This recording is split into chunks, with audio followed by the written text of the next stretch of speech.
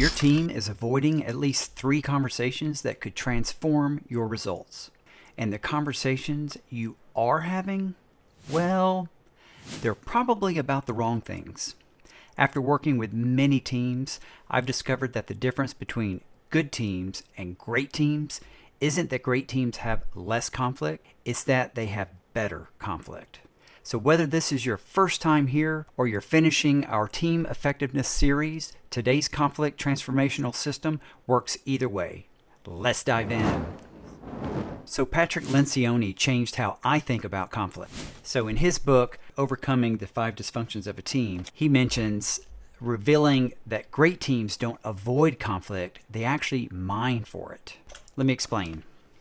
So when describing mining for conflict, he says, leaders must seek out opportunities for unearthing buried conflict and forcing team members to address those issues. So effective teams know that productive conflict leads to breakthrough decisions. But here's the problem. Most teams live in one of 2 extremes. Either they're so polite that nothing real gets discussed, terminal niceness, or they have plenty of conflict, but it's personal, petty, and it really goes nowhere. Today, you'll master a complete conflict transformational system. First, diagnose your team's conflict patterns with a depth frequency model. Then explore all perspectives using the 360-degree thinking protocol. And finally, navigate to resolution with your conflict roadmap. Here's the key.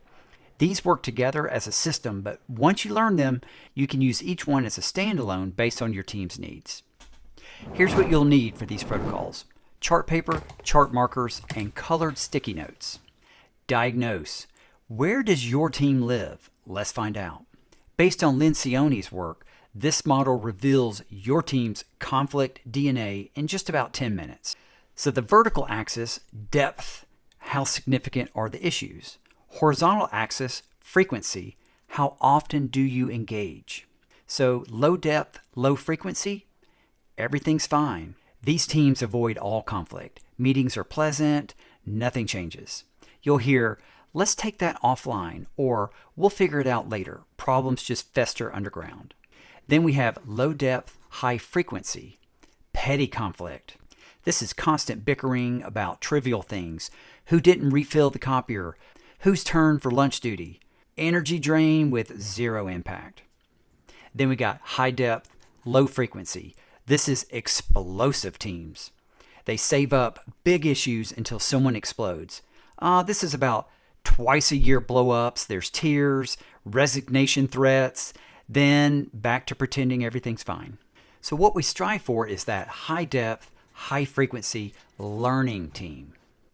These are regular, substantive conflict about, well, what really matters, like instructional strategies, resource allocation, student interventions. Passionate, but professional. This is where the magic happens. Here's how to run it. Step 1, draw the matrix on chart paper. Step 2, give everyone sticky notes in 4 colors. Yellow could be curriculum instructional conflicts, blue, resource budget conflicts, green, student behavior conflicts, and pink, team relationship conflicts. You can, of course, adjust these based on your needs. Step 3, each person places 1 sticky note per color showing where the team typically operates in that type of conflict. Step 4, look at the pattern. Where are the clusters? What do the colors tell you? Explore. Now we take your biggest conflict gap and explore it from every angle. So let's say curriculum conflicts, which are yellow, are stuck in the petty territory. So set up 4 corners. Student experience, how does this affect learning? Teacher reality, what's the classroom impact?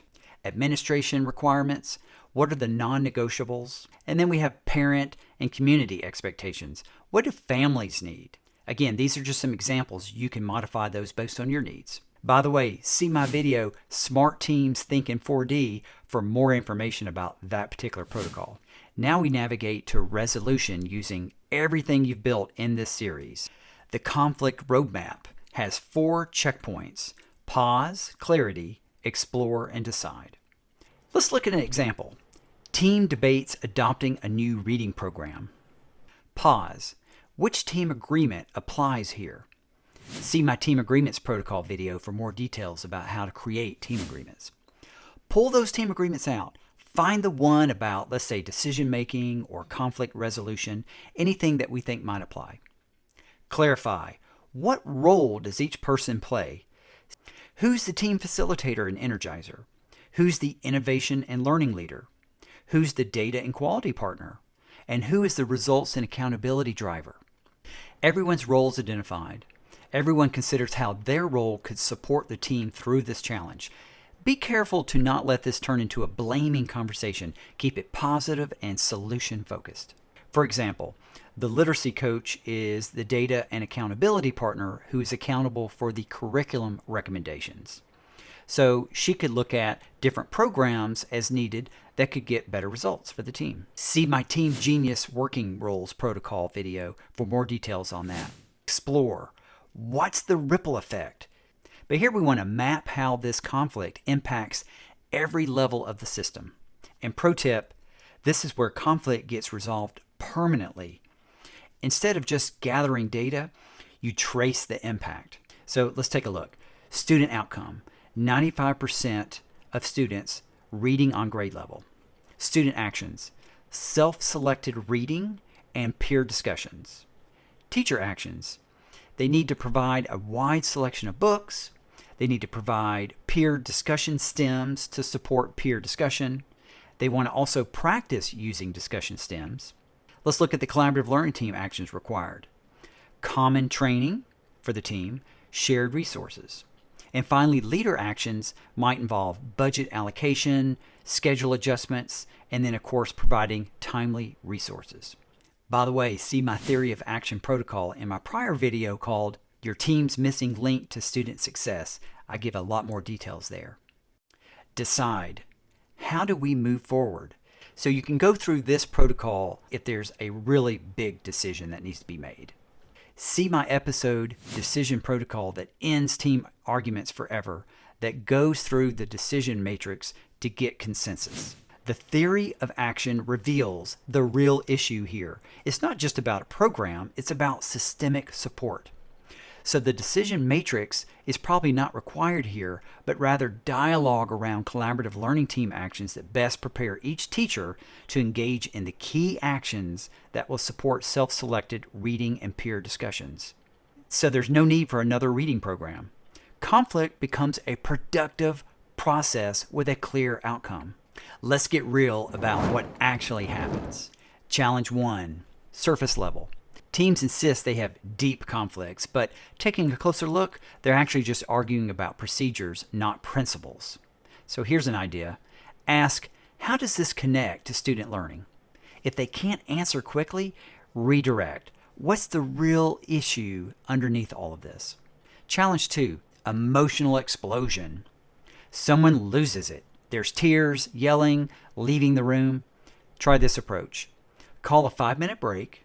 And when you return, that reaction shows how much this matters to you. Let's channel that passion into solutions that work for everyone. Challenge 3, post-conflict freeze. After conflict protocols, the team goes silent. Awkward tension everywhere. This solution seems backwards, but try this. End with appreciation. You could say, name one person whose perspective helped you think differently today. Conflict plus gratitude equals psychological safety. Go slow now and build psychological safety and trust so that we can go faster later. Let's adapt for different trust levels and contexts. Low trust teams. Building trust first. Let's say your teams aren't quite ready for conflict. Start here. Share a time when disagreeing with a colleague led to a better outcome. Build evidence that conflict can be productive before diving deep. Then you can transition to, let's say, gentle conflict. So for the depth frequency conflict protocol, you could ask about the team in general, not specific conflicts. And then for the 360-degree thinking, you could explore low stakes issues first, like meeting start times. Build muscle before heavy lifting. And for high trust teams, for the depth frequency conflict protocol, team members can give each other direct feedback about their conflict styles. And for the 360-degree thinking protocol, you could add a fifth perspective, such as future students or equity lens. AI transforms how you prepare for and process conflict. Conflict practice scenarios. Build your conflict muscles. So what you can do is create 5 practice conflict scenarios for a grade level or content team. You could ask AI to include 2 low-stakes curriculum conflicts, 2 medium-stakes resource conflicts, and 1 high-stakes personal issue. Add cultural considerations for each. Use these scenarios in team meetings to practice when stakes are low. They're like fire drills for difficult conversations. You now have a complete system. Diagnose where you are, explore all perspectives, and navigate to resolution. Every protocol you implement, every hard conversation you navigate, it ripples out to every student you serve. Great teams aren't born, they're built. One protocol at a time, one brave conversation at a time, one breakthrough at a time. 3 actions before you go. Download the resources available for this video in the description and comment below which conflict conversation has your team been avoiding. I personally respond, and I often share additional strategies. And share this episode with one colleague who needs it. Be the catalyst for their team's transformation. So you've completed this series. You've got every tool you need. Now comes the fun part, using them to build the team you've always wanted to lead. Thanks for watching. I'll see you next time.